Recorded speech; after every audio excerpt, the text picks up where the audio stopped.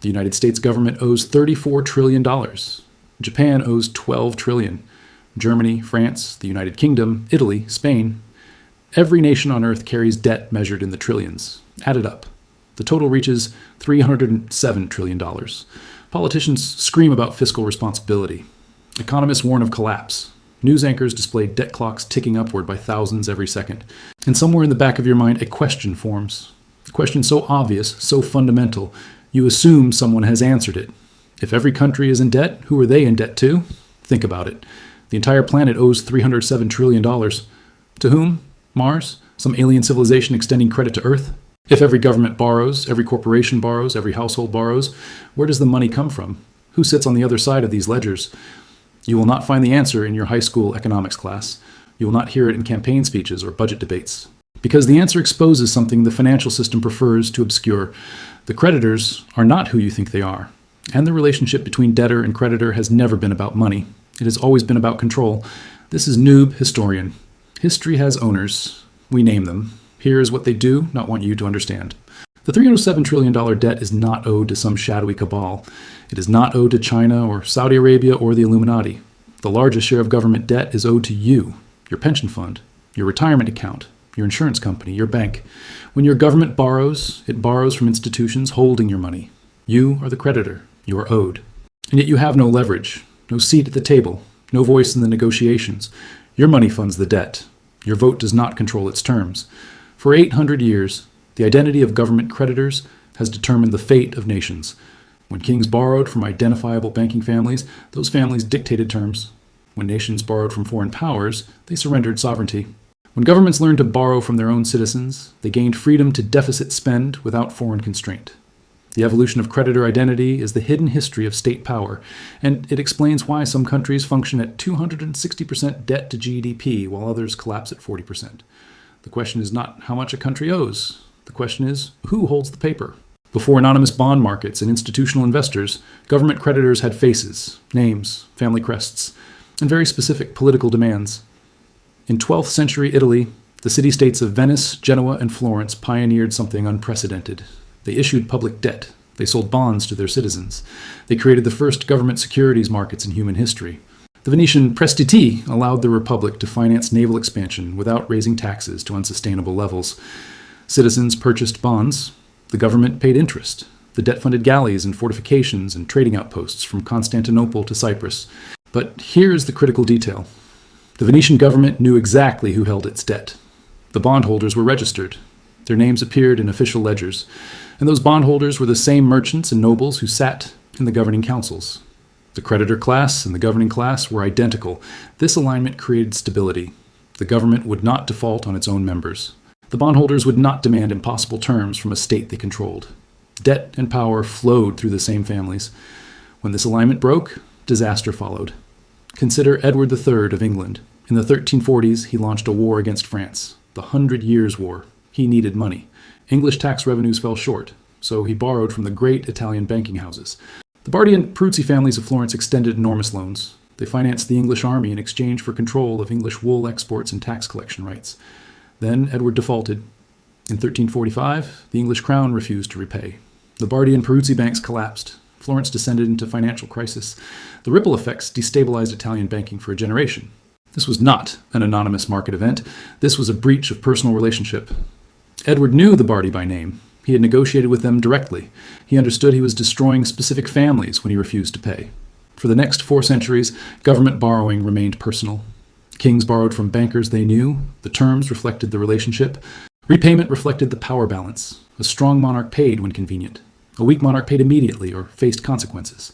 Creditors who extended loans also extracted concessions. Tax farming rights, trade monopolies, mining licenses, positions at court for family members. The ledgers still exist. The British National Archives contain debt records stretching back to the medieval period. The names of creditors appear alongside the amounts owed. Merchants, widows, clergy, guilds. These were not abstract institutions. These were people with addresses. The Bank of England's Debt Management Office maintains records showing gilt ownership in the 18th and 19th centuries.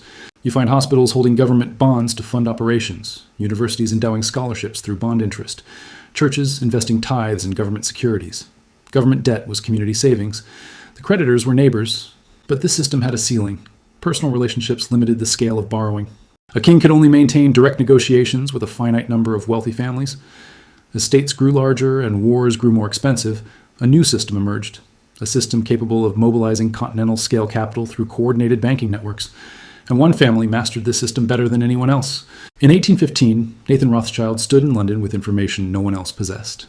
His private courier network, faster than any government dispatch system, had brought news from the battlefield at Waterloo. Napoleon was defeated. Wellington had won.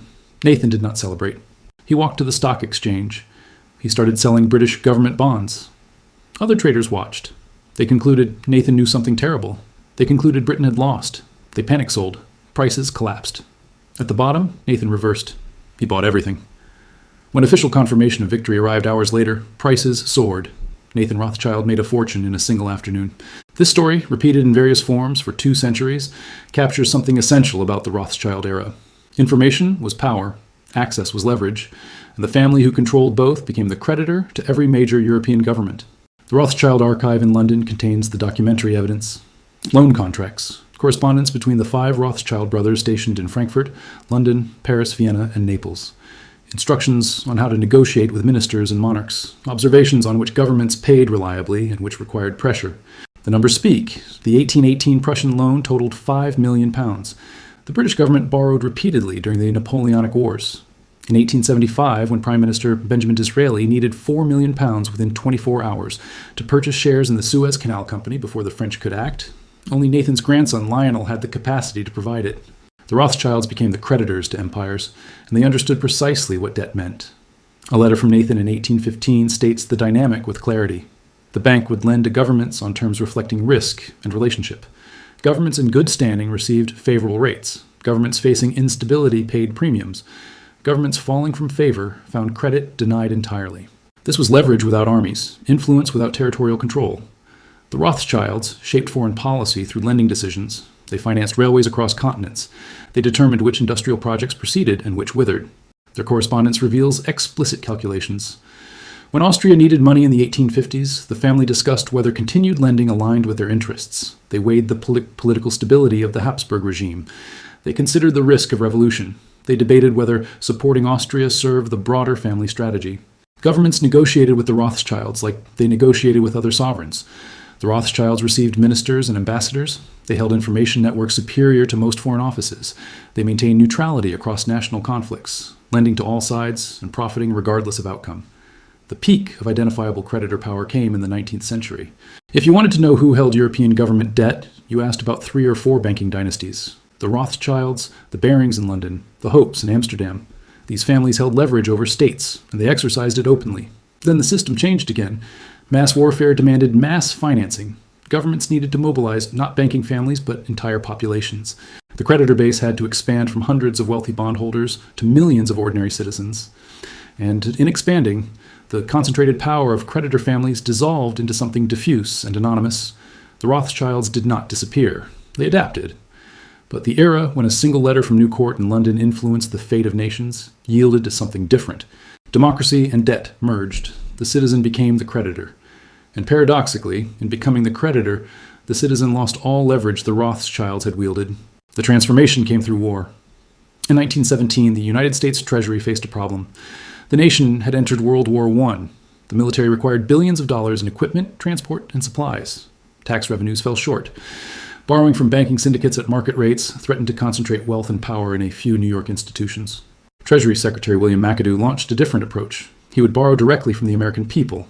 The Liberty Bond campaign made government debt a patriotic duty. Posters covered cities.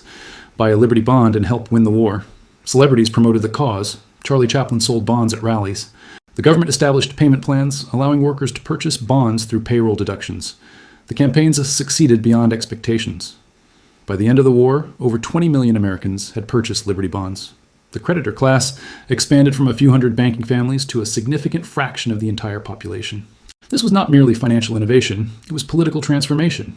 A government indebted to its own citizens faced different constraints than a government indebted to foreign bankers or domestic dynasties. Concentrated creditors wield power. The Rothschilds could threaten to deny future credit. They could coordinate with other banking houses. They could influence press coverage and diplomatic positioning. A single family holding significant government debt possessed leverage. Diffuse creditors hold no such power.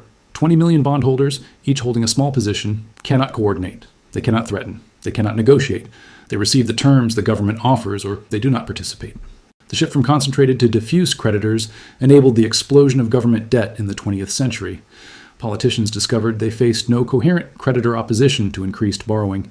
Each individual bondholder had insufficient stake to organize resistance. The collective interest of creditors dissolved into millions of separate passive investors. World War II accelerated this pattern. War bonds became even more widespread. The government built infrastructure for mass securities ownership. Treasury bills became the safest asset in the world. Institutional investors emerged to manage the growing pool of citizen savings. Pension funds represented the culmination of this evolution. Workers contributed to retirement accounts. The funds required safe, predictable returns to meet future obligations. Government bonds offered exactly those characteristics. By the 1960s, pension funds had become the largest holders of government debt. The creditors to the United States Treasury were retired school teachers, factory workers, police officers, nurses. Their savings flowed through Fidelity and Vanguard and TIAA into Treasury securities. The citizen became the creditor without ever receiving creditor power. Your 401k holds government bonds. Your pension fund holds government bonds. Your insurance company holds government bonds to back the policies covering your life, health, and property. When the government borrows, it borrows from pools containing your money, and yet you exercise no influence over the terms. You do not negotiate interest rates. You do not attach conditions to your lending. You do not threaten to withdraw credit if policies displease you. The Rothschilds could tell a monarch they would not refinance his debt unless he modified trade policy. Your pension fund cannot tell Congress anything. The concentrated power of historical creditors dispersed into institutional investment managers who compete on returns, not political influence. This diffusion explains the debt expansion of the past 50 years. Governments face no creditor capable of saying no. The bond market disciplines through interest rates, not through coordinated creditor action. And central banks have increasingly absorbed even that discipline by purchasing their own government's bonds. The question remains, if the citizens are the creditors, if pension funds and retirement accounts and insurance companies hold the debt, does it even matter? Whose problem is it when the debtor and creditor are the same society? Let us be precise. Let us look at the Federal Reserve's Z1 report. Let us examine the actual ownership of United States Treasury securities as of 2024. The first creditor is you. American households, pension funds, mutual funds, and insurance companies hold approximately 40% of Treasury debt. This amounts to roughly $10 trillion. When you contribute to your 401k, your money typically flows into a target date retirement fund. These funds hold significant allocations to government bonds. When you pay insurance premiums, your insurance company invests reserves in Treasury securities. When state and local pension systems collect your contributions, they allocate substantial portions to government debt. You are owed money by your government. You will receive it through retirement benefits, insurance claims, and investment returns. The debt is a promise the government made to future you. The second creditor is foreign governments and institutions. Japan holds approximately $1.1 trillion in Treasury securities. China holds approximately $800 billion. The United Kingdom, Luxembourg, Ireland, the Cayman Islands, and Belgium appear in the top 10 holders. Combined, foreign entities hold roughly $7.6 trillion. This represents about 30% of Treasury debt. But the composition matters enormously. Japan is an ally. Japan holds treasuries as reserve assets and to influence exchange rates. Japan selling treasuries would hurt Japanese exporters by strengthening the yen. Japan has no incentive to weaponize its holdings. China presents a different calculation. The $800 billion represents geopolitical exposure, but context matters. China held over $1.3 trillion in 2013. Holdings have declined for a decade. And selling aggressively would collapse the value of remaining holdings while strengthening the yuan, damaging Chinese exports. The foreign creditor threat receives constant attention. The reality is more complex. Most foreign holdings sit in allied central banks. Most serve reserve management purposes. Most would hurt the holder more than the debtor if rapidly sold. The third creditor is the Federal Reserve. The Fed holds approximately $4.7 trillion in Treasury securities. This represents about 19% of the debt. During the 2008 crisis and the 2020 pandemic, the Fed purchased trillions in government bonds to support markets and stimulate the economy. This creates a peculiar situation. The Federal Reserve is a government entity. Its profits return to the Treasury. When the Fed holds government bonds, the government essentially owes money to itself. Does this count as real debt? Economists debate fiercely. Some argue Fed holdings represent true monetization. The government printed money to buy its own bonds. Others counter the Fed can and does sell holdings back to the market. The debt remains real obligations. The practical implication is clear. A significant portion of government debt involves circular accounting. The Treasury issues bonds. The Fed purchases them with newly created reserves. The Treasury pays interest to the Fed. The Fed returns profits to the Treasury. The fourth creditor category is banks, insurance companies, and other financial institutions. Commercial banks hold Treasury securities as safe assets required by regulations. Insurance companies hold them to back policy reserves. Money market funds hold them as near cash investments. This category represents trillions more in Treasury holdings. These institutions intermediate between citizen savers and government borrowers. Your bank deposit is backed partially by Treasury holdings. Your money market fund holds Treasury bills. The connection between you and the debt runs through layers of financial institutions. Now consider how this composition shapes government behavior. Japan at 260% debt to GDP functions because over 90% of Japanese government debt is held domestically, denominated in yen, and sits in Japanese pension funds and banks. The Bank of Japan owns roughly half the total. Japan owes money to Japanese citizens and institutions in the currency Japan controls. Argentina at 80% debt to GDP collapses repeatedly because a substantial portion is held by foreign investors. Denominated in dollars, Argentina does not print. Argentina cannot inflate away dollar debt. Argentina cannot coordinate with foreign hedge funds the way it coordinates with domestic institutions. The identity of creditors determines national fate more than the quantity of debt.